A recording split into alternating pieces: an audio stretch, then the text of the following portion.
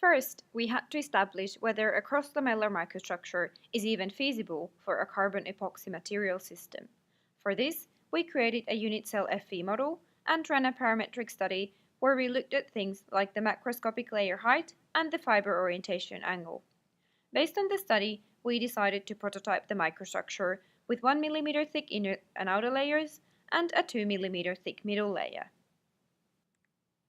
Just like the shell, the CFRP solution has 3 macroscopic layers with 0-90 orientation, and within each of these macroscopic layers, we have the ±45 orientation with respect to thickness.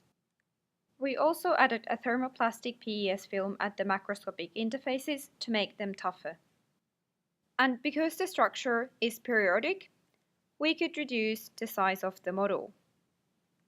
The model was loaded in displacement-controlled pure bending, and the boundary conditions exploit periodicity in Y and periodicity and symmetry in X. The damage we modeled includes the brittle failure of all the first-order interfaces in the inner layer and at the selected location along the fiber direction in the middle layer. We made the interface directly below the middle layer crack slightly weaker than the rest, so that the damage would propagate to the middle layer in the area where we have modeled the middle layer crack. We also included the plastic deformation of the PES and the debonding and frictional sliding of the plies in the middle layer. We didn't include failure in the top layer because that's the last part to fail and it doesn't contribute to the overall toughness of the shell significantly. Next, I will show an image of a model at the end of a simulation showing the damage in the areas where we have cohesive elements. Here is the model. It's tessellated for visualization purposes and it shows the damage in the first order interfaces in the inner layer and at the selected location along the fiber direction in the middle layer. It can be seen that the FE predicts diffuse damage in the inner layer, followed by damage propagation to the middle layer. Based on the FE results, we decided to go ahead and prototype the microstructure. We investigated 2 different prototyping procedures called the co-curing procedure and the bonding procedure. In both procedures, we used IM78552 prepreg.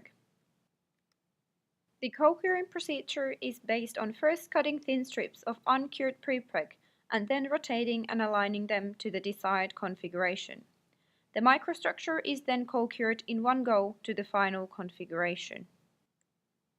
The bonding procedure is based on first cutting a thick laminate and cutting it into thin slices.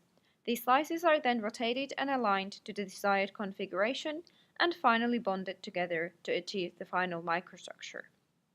We took micrographs of the prototype microstructures, and here is what the co-cured microstructure looks like, and here is the bonded microstructure. The plies in the co-cured microstructure have rotated from their initial vertical alignment, and the macroscopic interfaces have a non-uniform thickness. This is due to limited control over the manufacturing parameters when the prepreg is in liquid state. The bonded microstructure has good alignment, but additional vertical interfaces are introduced due to the bonding operations.